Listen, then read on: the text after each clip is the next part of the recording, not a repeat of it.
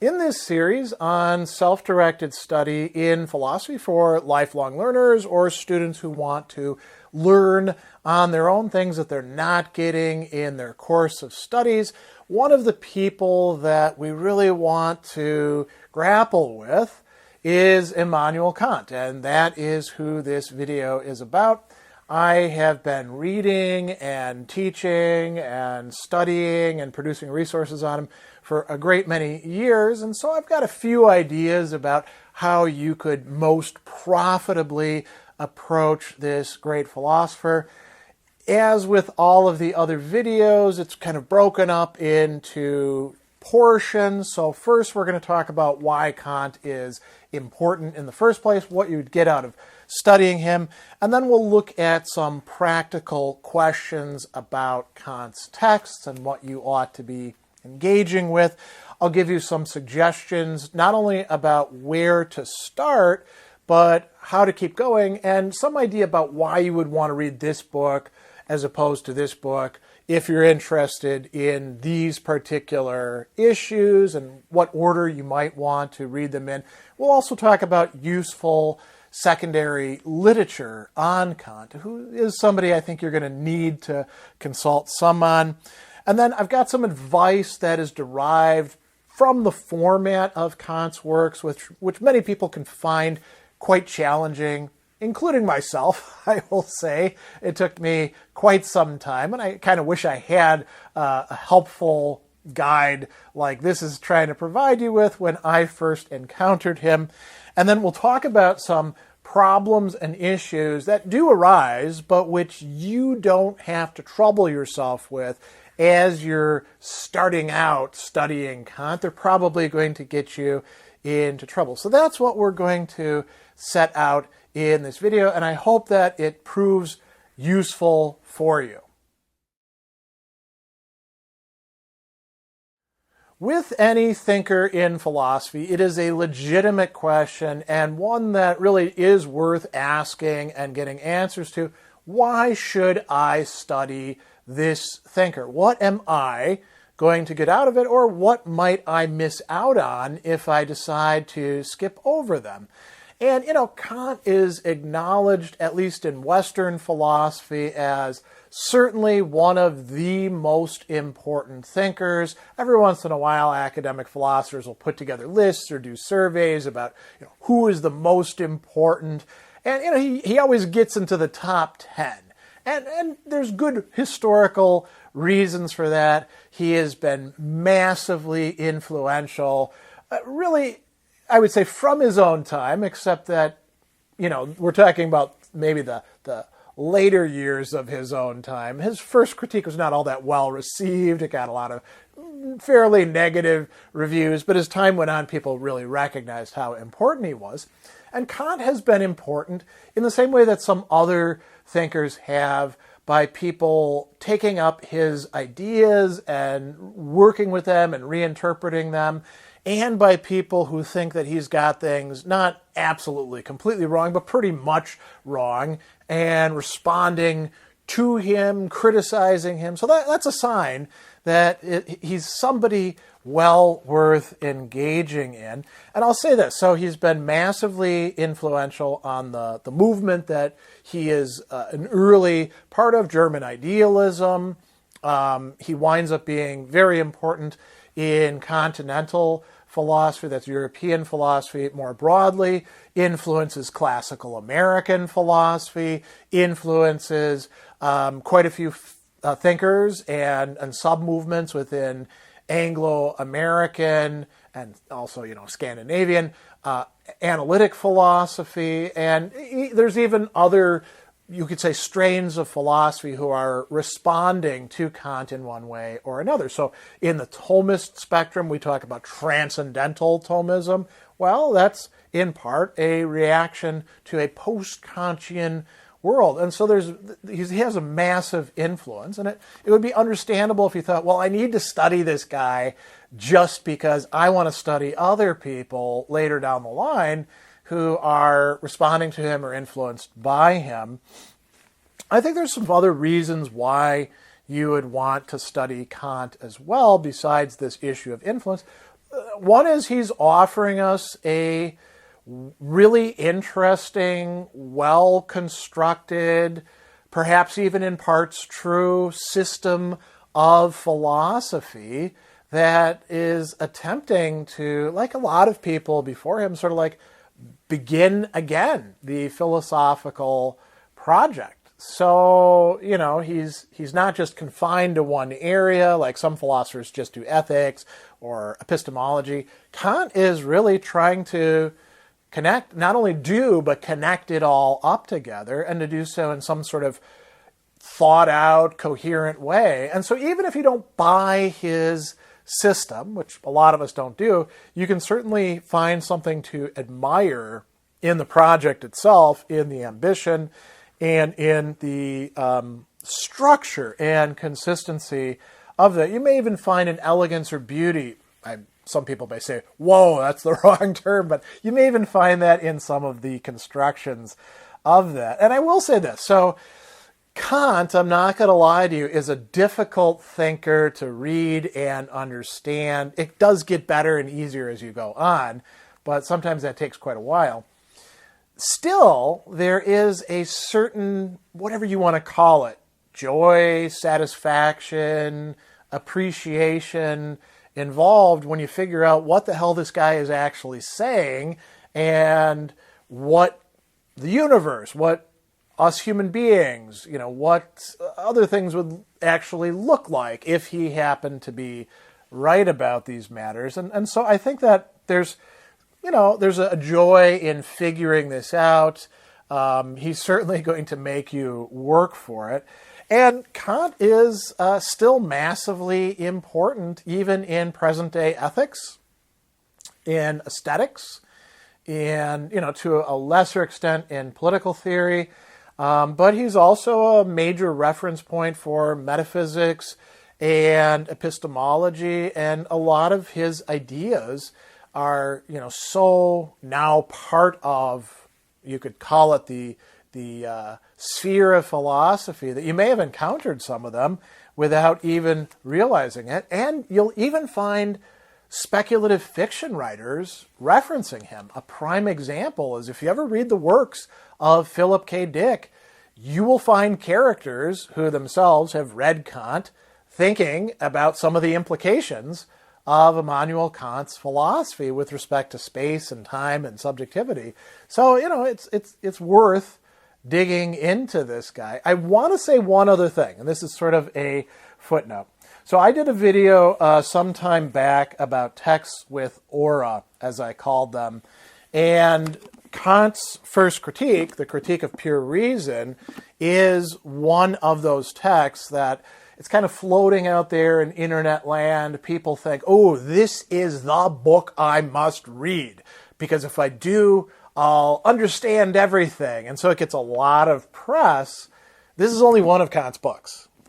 Really important book, but only one of them. And it doesn't cover everything. And, it is rewarding to read it and understand it. It takes a lot of work. But, just like with Hegel's Phenomenology of Spirit or Spinoza's Ethics, if you invest it with that much affectivity on your own, those hopes and desires, you might be a little bit let down. So I do want to caution you about that. And then let's move on to talking about some of the nitty-gritty of Kant's texts. So there's a number of practical questions that people are going to have and actually raise in internet forums about studying Kant. And, the first one, understandably, is, well, what text do I need to start with? I just mentioned you don't start with the Critique of Pure Reason, even though that can be quite attractive. And I'll tell you why in just a little bit when I give you my own suggestions about where to start. Another really big issue that people are going to bring up is, well, which translations do I need to get? Which is the best translation? And, there isn't absolute consensus about which translations are the best ones. Just to, again, bring up the Critique of Pure Reason, So, two popular ones that I have are Norman Kemp Smith's edition, which for a long time was used as kind of the standard, and it's good. It's quite readable. It's actually, according to lore that's out there, a lot of German students would actually use this because they found the translation easier to understand than Kant's German. Cambridge has a very nice edition. They have a whole bunch of nice editions as well. This one is translated by Guyer and Wood. It's a little bit more recent, and which of these is the best? It depends on what you're looking for. At this point, at the very beginning, I wouldn't worry about having the definitive translation. I would say get yourself a translation, and if you want to, you can easily find more than one of many of the important works, and you can compare them with each other. If you can't read German, obviously you can't go to the original text, which is what I do as soon as I find a translation sounding a little weird, or I want to know exactly what's being said there. But that's not that big of an impediment, and I don't think you need to let it hold you back. One thing that you should be aware of, because there are different translations, is that the names of the works themselves may differ from each other, but they're still the same work.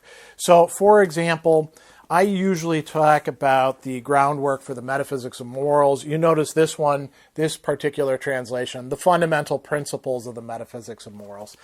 They're both fine. They're both the same book, but they're going to be talked about in different ways. Sometimes we'll refer to the first critique, the second critique, the third critique, and what we mean there is the critique of pure reason, the critique of practical reason, the critique of judgment. They're the same things. So don't let that screw you up. Where do I need to start? We're going to get to that in just a minute because that's kind of tricky, and I do have some thoughts about that. But then, how much do I need to read? So in order to adequately understand Kant, is it enough just to read, say, the groundwork for the metaphysics of morals, for the ethics, and the prolegomena to any future metaphysics, and then maybe a few other things? That's going to be better than nothing, but it's not going to be all of what you might want to read. But do you need to read everything that Kant wrote? Obviously not. There's some things that are more central than others. And again, we'll talk about what those are and why in just a second. So I want to dissuade you from the idea that you have to have read everything that an author has said or else you don't understand them. And with Kant, there's two things that I want to convey to you. So first of all, sometimes it can be useful to read an author's earlier works before they wrote the big things that they're really well known for. With Kant, we call this the pre-critical phase of his philosophy, because according to Kant, he was awoken from a dogmatic slumber by reading the works of David Hume, and that's probably true. Sometimes our memories and our stories about ourselves are a little bit embellished. Maybe that's the case with Kant. But he certainly is very explicitly reacting to David Hume and even, I won't say thanking him, but acknowledging him at particular points in his work.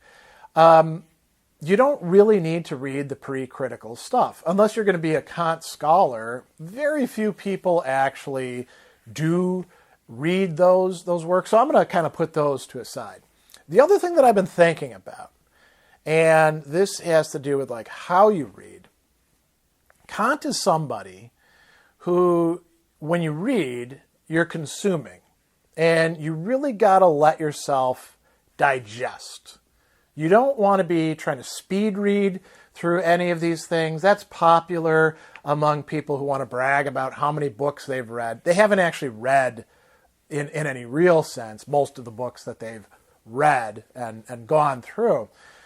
Kant is somebody who's working systematically, methodically, with complex ideas that really have to do with like the fundamentals of space, time, consciousness, what a human being is, how we're connected to each other, what the universe is. This is stuff that you got to kind of take your time with.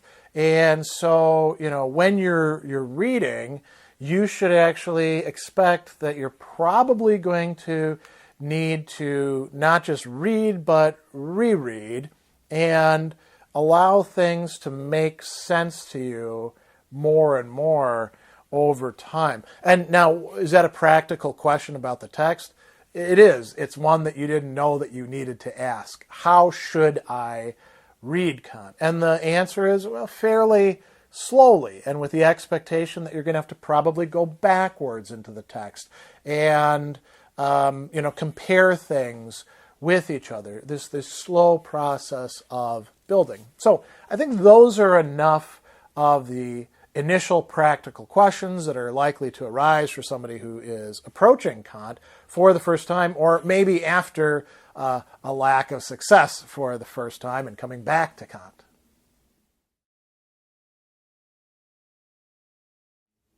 So my suggestions about how to start, and this may seem a little controversial or counterintuitive to some people who already have ideas about what they want to do and what they have heard is the right way to go with Kant.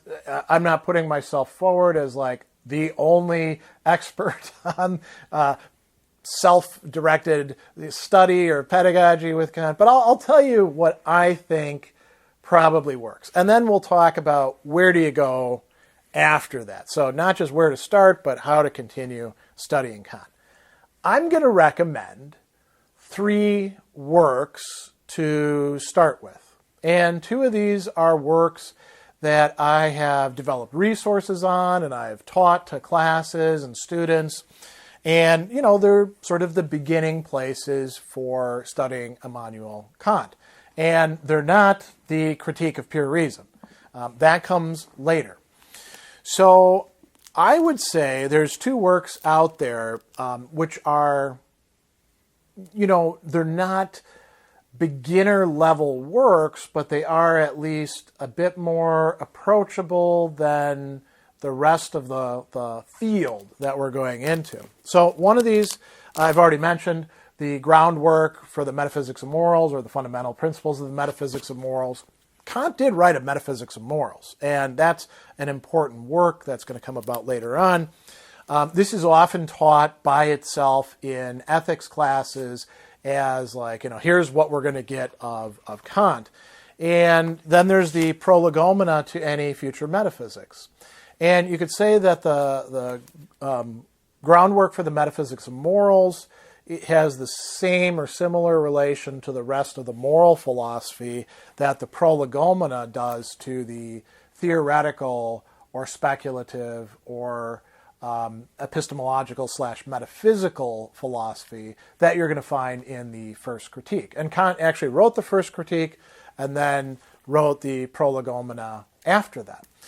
Now, the prolegomena is going to present you with a lot of Kant's basic ideas on space and time, perception, the difference between the synthetic and the analytic, and a priori and a posteriori, and he's going to talk about pure mathematics, pure natural science, and then metaphysics as 3 different disciplines which we can actually make some progress with. And he's going to introduce us to what he calls the dialectic of pure reason, which we'll talk about maybe a little bit as we go into the secondary literature, but it's an important idea. And then, what we can actually make progress with. So he's introducing you to his critical or transcendental method in this. And, something similar is happening in the fundamental or the groundwork for the metaphysics of morals. He's setting out his ethical perspective. He's criticizing other perspectives. He's trying to show where they go wrong. And one thing that I do like about both of these works is he's going to provide you with some useful examples that you can wrap your head around to try to understand what it is that he's saying. So these two good starting points, and then I would actually suggest beginning with a third work, but it's not a single work. It's actually this collection, which you can get from Hackett very inexpensively. There's like 1 million copies floating around out there. I may be exaggerating a bit, but there are a lot of these because it often gets used for university classes. And it's it's labeled Perpetual Peace and Other Essays, and Perpetual Peace is one of those essays. It's actually the 6th one there, but there's some other ones in there that are quite important as well, about universal history, about his ethics on the proverb that may be true in theory, but it's of no practical use, and another really, really important essay, What is Enlightenment? Kant is understood to be an Enlightenment thinker. We have an Enlightenment thinker telling us what he thinks enlightenment actually consists in. So, and these are more approachable, let's say, than the Prolegomena or the groundwork. They are still kind of technical. There's some jargon in there. We're going to talk about that in just a bit. But they give you a nice flavor for what Kant's project and ideas are, at least certain aspects of it. Then you've got other directions you can go. After I think you've read through those and you've adequately digested them, well, if you want to go to the first critique, notice that both of these copies, this is a long, long work, right? Maybe you're up for it. Plan that you're going to take a lot of time, and the Critique of Pure Reason is, covering epistemology, metaphysics, also what we would call certain aspects of philosophy of religion, some things that figure into philosophical anthropology, and there's a lot of engagement not only with Kant's own ideas and system, but with previous thinkers in philosophy. So this will take you a while, but the Critique of Pure Reason, quite rewarding to make your way through and to understand. I'm actually, myself personally, a bigger fan of Kant's moral philosophy.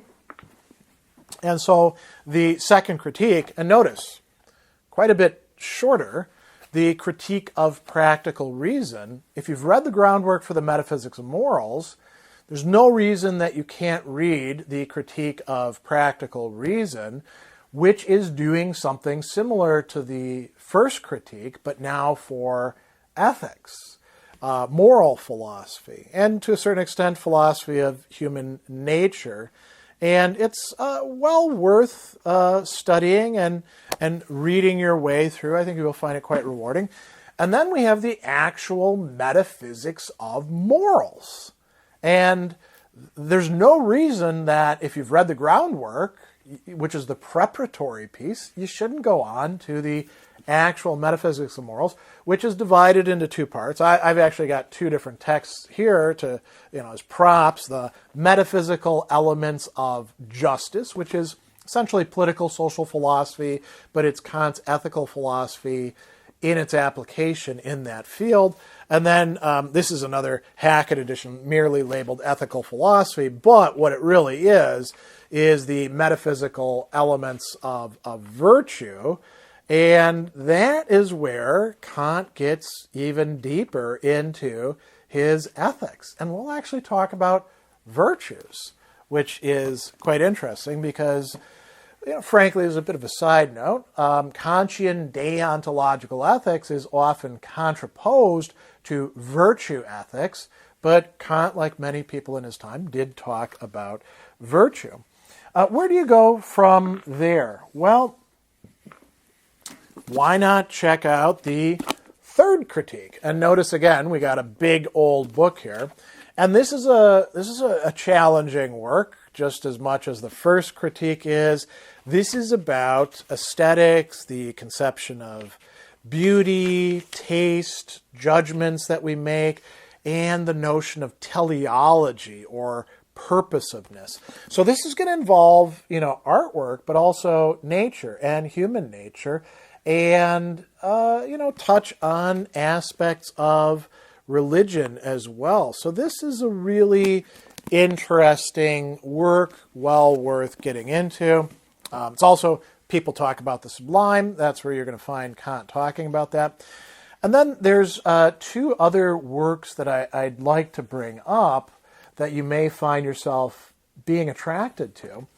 And one of these, kind of straddles these projects. It's called Religion Within the Limits of Reason Alone, and it's Kant's philosophy of religion, which figures partly in, you could say, engagement with the first critique, ties into some things in the third critique, but is mostly about ethics. So it figures into the moral philosophy, the notion of radical evil gets brought up, and, religion is thought of largely in ethical terms. And then another text that I find particularly interesting, and you may as well, the Anthropology from a Pragmatic Point of View. Now, these are lectures that were, published as a work, a very systematic work, and it's looking at human nature and what's going on with that, how can we understand ourselves, and it's really looking at what Kant calls the faculty of desire, which plays a very important role. It has some important socio-political implications. There are other lectures that you can find out there, lectures on philosophical theology, for example, if you're interested in the philosophy of religion or the logic or metaphysics. But that's the stuff that you should read way down the line. I think to work your way through the three critiques and the related materials and those preparatory stuff, you're talking about probably a period of a couple years. So you don't need to worry so much about which lectures do I need to read after that. So that's all primary texts. What about secondary literature?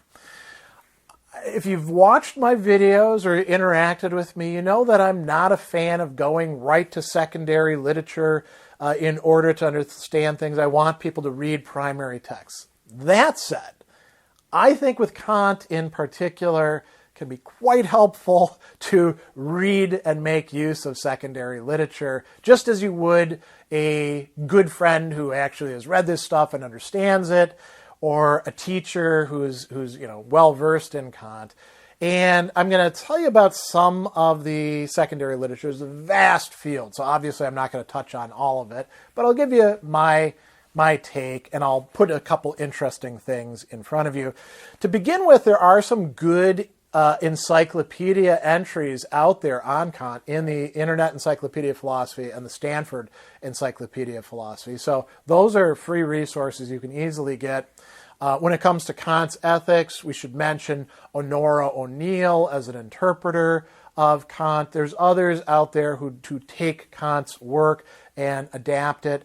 Interestingly, in business ethics, Norman Bowie is the guy who coined the phrase, as far as I know, Kantian capitalism, and he does business ethics from a very persuasive Kantian point of view. So you can easily find his works. I've done some lectures on him. And now let's talk about resources that you might turn to. So one popular thing would be, let's situate Kant within the history of philosophy. And I've got a few to bring up to you, some of which I don't recommend, and I'll tell you why, and some of which I do recommend.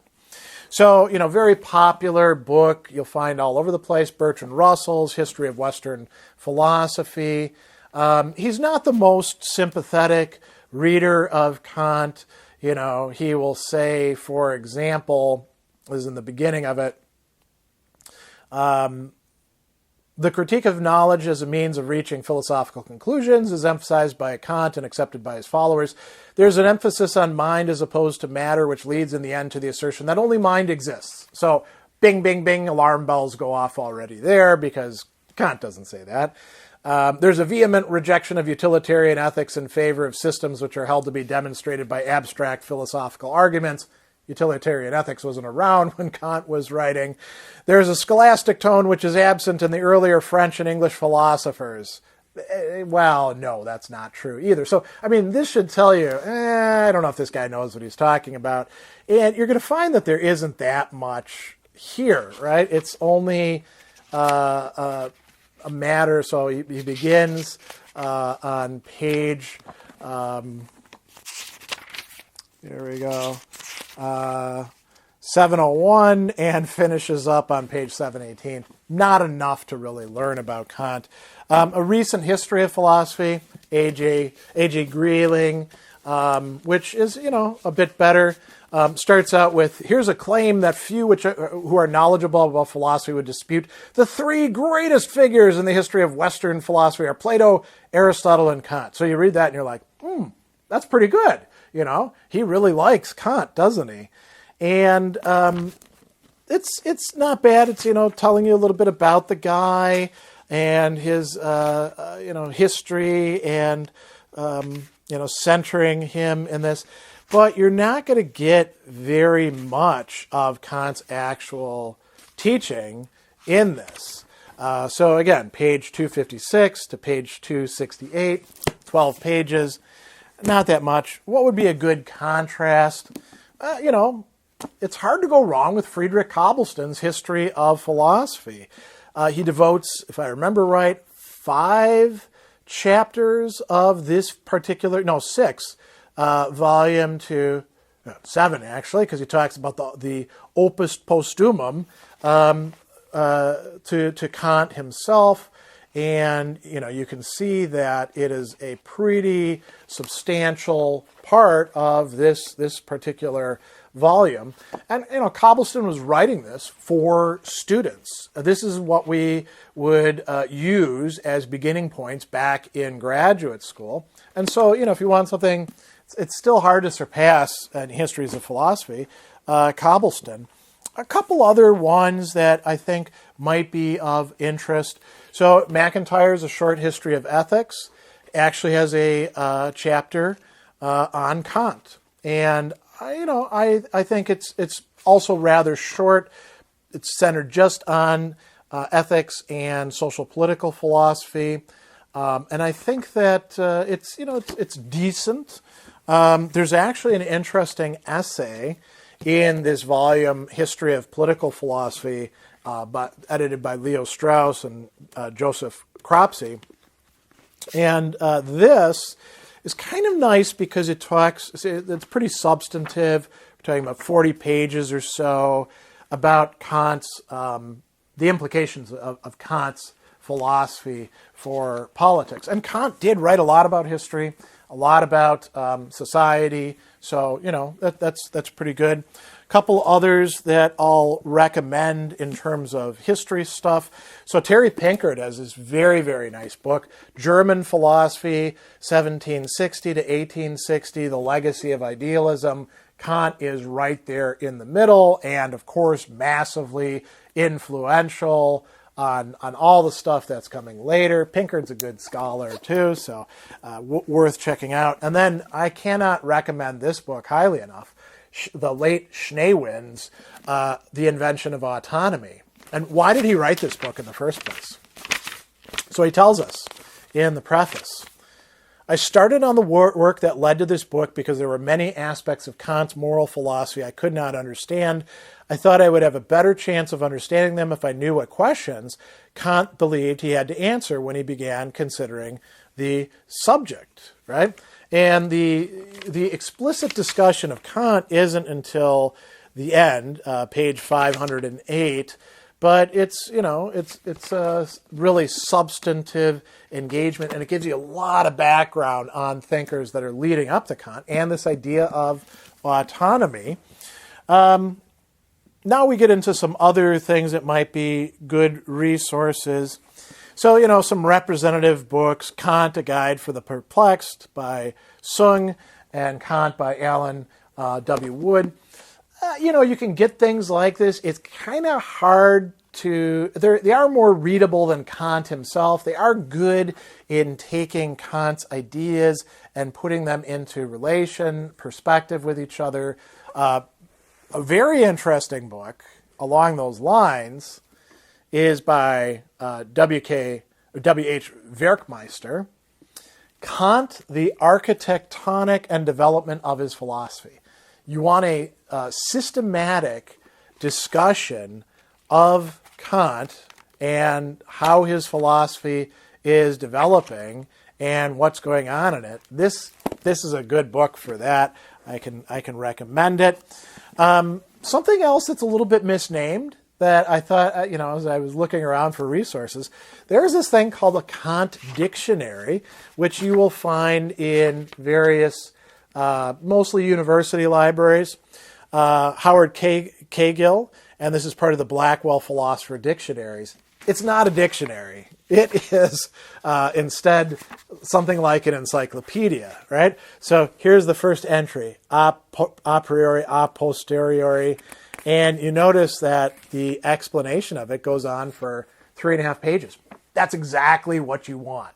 You don't want just, a priori, one line about it. You want an explanation. So I think that glossaries or encyclopedias, that can be very helpful with Kant. The last two books that I'm going to mention in terms of secondary lit, you've seen these before, Cambridge Companions. They bring together a bunch of people, actually some of whom in this one I actually know, and they, write on particular topics. So Kant's intellectual development, the transcendental aesthetic, Vindicating Reason, great piece in here by Honora O'Neill, Autonomy, Obligation, and Virtue, an overview of Kant's moral philosophy, Schneewind, right? So this is kind of nice. You're getting like really good Kant scholars who can write to a general audience, a general educated audience, explaining it. And then we've got this Palgrave Kant handbook. And you notice this is about twice the size. So it's going to cover topics with essays that aren't being talked about in some of these other ones. So for example, sort of a very practical application. How a Kantian Decides What to Do by Alan Wood. Kant and Sexuality, a very interesting set of issues by Helga Varden. Proper Science and Empirical Laws. Kant on Faith, Religious Assent and Limits to Knowledge. Kant's Mature Theory of Punishment, right? That's kind of an interesting article there. Kant on Emotions, Feelings, and Affectivity. So this might be good for you, but I would recommend, if you're going to do secondary works, those, encyclopedia entries, sort of basic stuff, maybe the glossary, some of the things that situate Kant in history.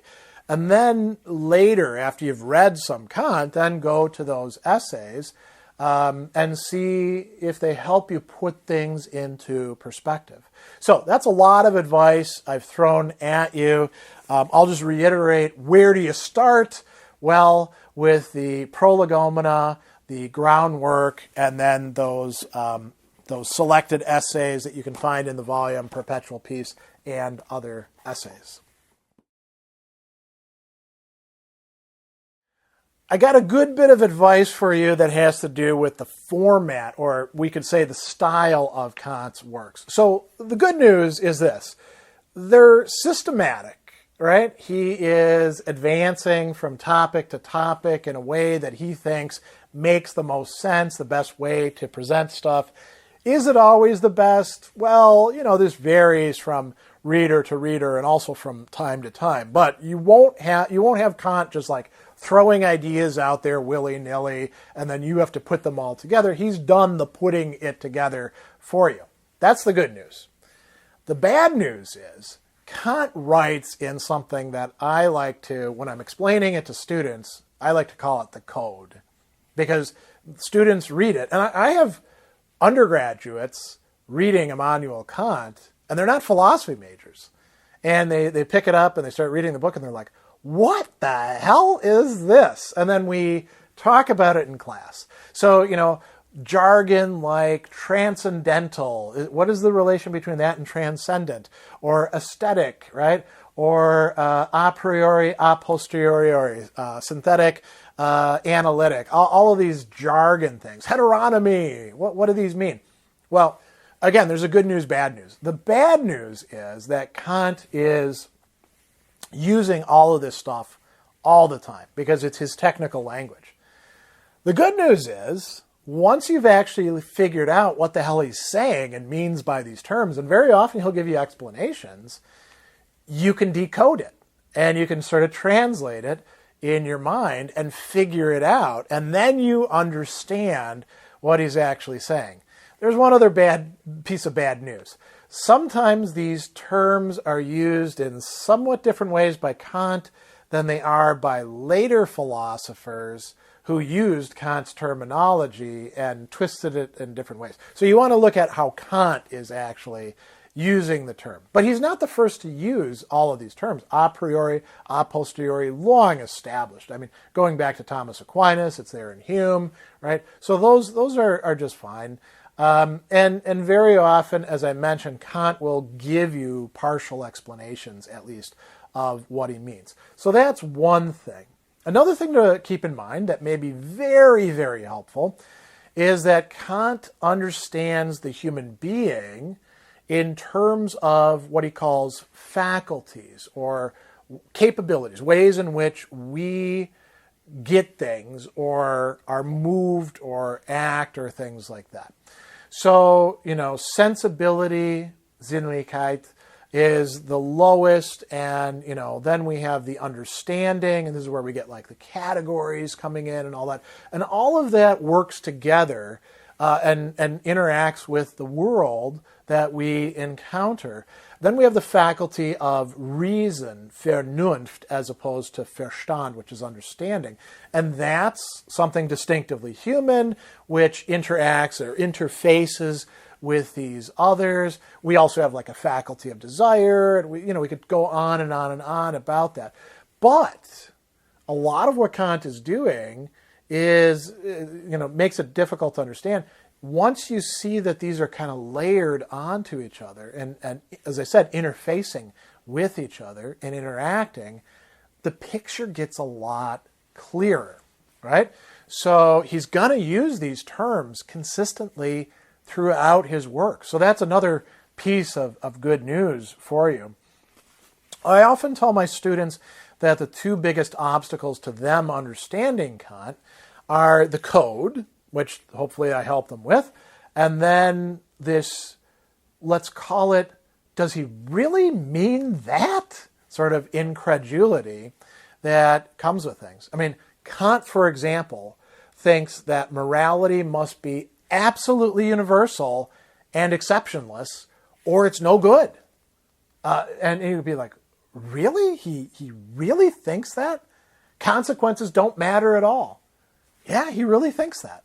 As a matter of fact, I'll mention as a side note, that's one of the things that Jacques Lacan, in his seminar on the ethics of psychoanalysis, actually praises Kant for. He says, wow, Kant brought into our discourse something that hadn't really been said before. And holy crap, he articulated something quite interesting there. So, that's another thing that you might want to keep in mind.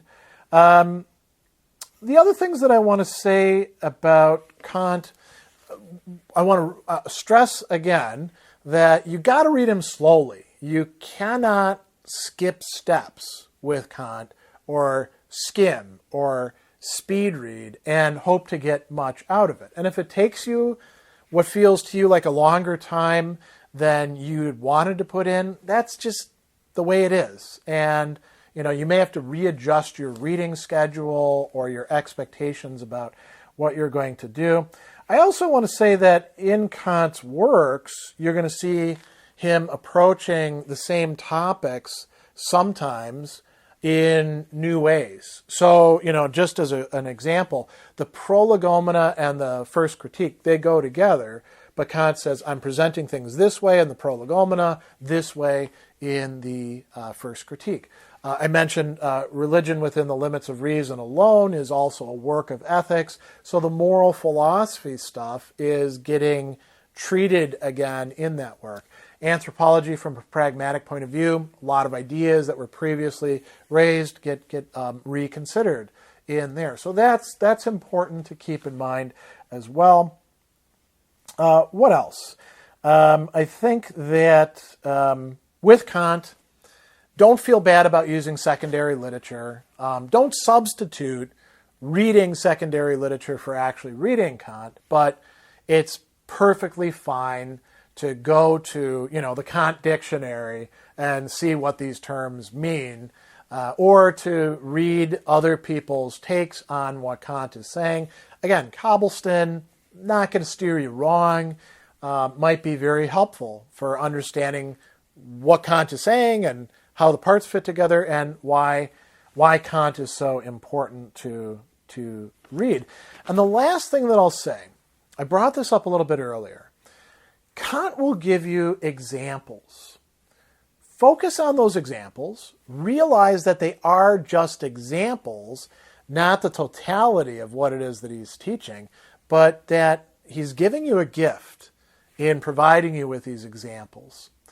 And you, as an active reader, should try to come up with your own examples. So, a great example of this in the Groundwork for the Metaphysics of Morals, he is going to present you with several different examples for how to apply the different formulations of the categorical imperative, at least the first and second formulation.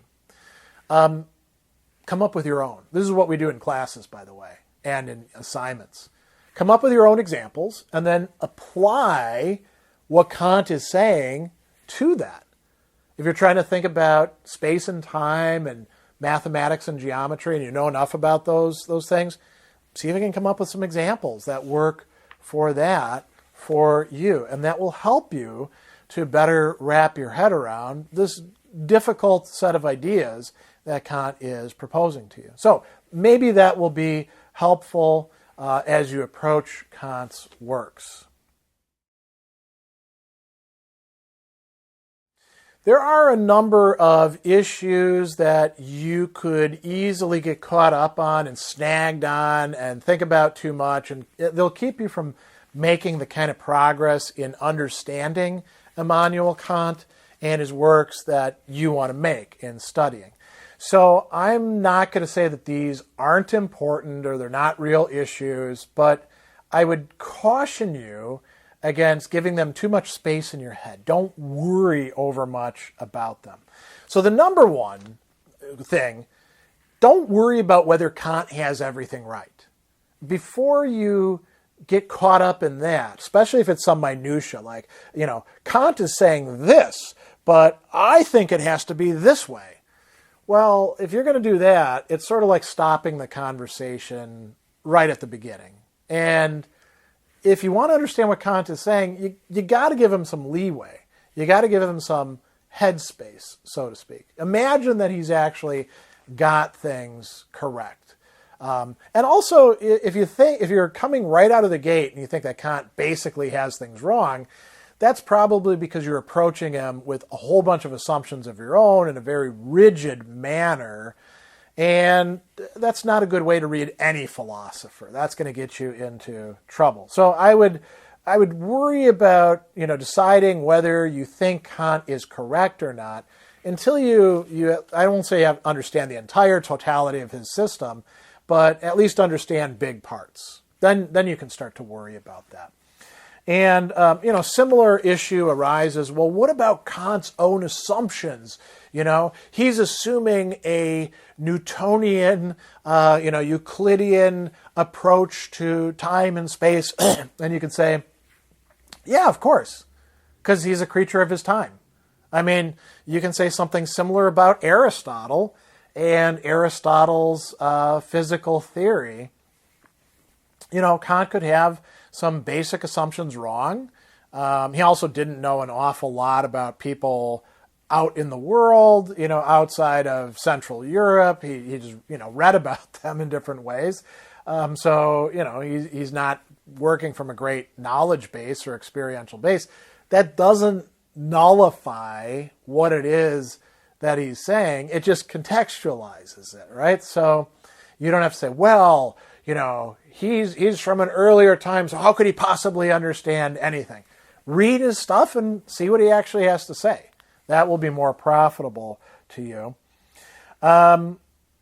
Worrying about whether Kant is entirely fair to the the people that he's criticizing, I don't think you have to worry about that at this point in time. Is he right in, criticizing René Descartes or Anselm of Canterbury or, Bishop Berkeley or this person or that person? Again, see what he has to say. Figure out that, and then actually read those people, and then you can decide whether Kant has them correct or not, or whether he's creating straw men. But that's not something that you should worry about at the beginning of studying Kant. And then, also you can ask yourself, how do I know if I'm actually getting it, or I kind of feel like I'm not getting it? Okay, so that's a sign that you probably need to either back up and reapproach it with fresh eyes and a fresh mind, or that maybe you're making progress. Maybe some of the things that we talked about just a little bit earlier, like, does he really believe this claim that he's making? Yes, he really believes it. It takes a little while for you to wrap your head around that and understand it yourself. And that's fine. That's the way we make progress. And then the last thing that I don't want you to worry about right now has to do not so much with Kant and more to do with other thinkers. So if I want to read Hegel, do I have to fully understand Kant? Do I at least have to have gone through the Critique of Pure Reason? No, you don't have to. I mean, do you have to have read David Hume's Enquiry Concerning Human Understanding to be able to understand Kant? No, I mean, it helps, right? But it's not as if these things work like courses that are set in a rigid progression that develop like that. That's not the way philosophy actually works. And anybody who tries to tell you that, they don't have your best interests in mind, and they're probably wrong themselves. So, if you're reading Kant, it's enough to struggle with his thought and his text. You don't need to worry about whether this is going to be absolutely necessary for understanding Hegel or Schopenhauer or anybody else who references Immanuel Kant, Max Scheler, for example, right? Or Friedrich Nietzsche. It's enough just to focus on your task at hand without bringing in all this extra baggage that just kind of clutters up your workroom that you're studying within. So that's the things I'd like you to avoid worrying about.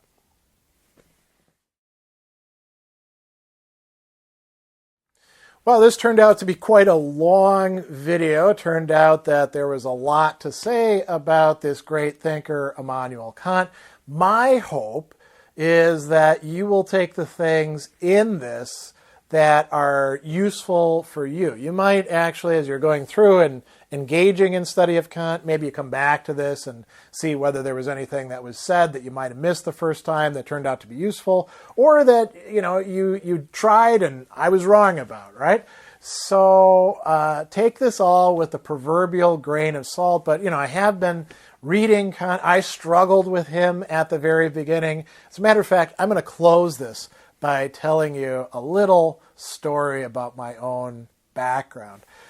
I was a philosophy major in college, and I took a modern philosophy class, as you typically do, and it begins with René Descartes, and then ours actually ended with Kant, if I remember correctly, and we read the Prolegomena, and I understood bits of it, and other bits I was like, what the hell is this? I don't know what they're saying here, and unfortunately, I didn't have a good set of professors who were interested in philosophy to explain that stuff to me.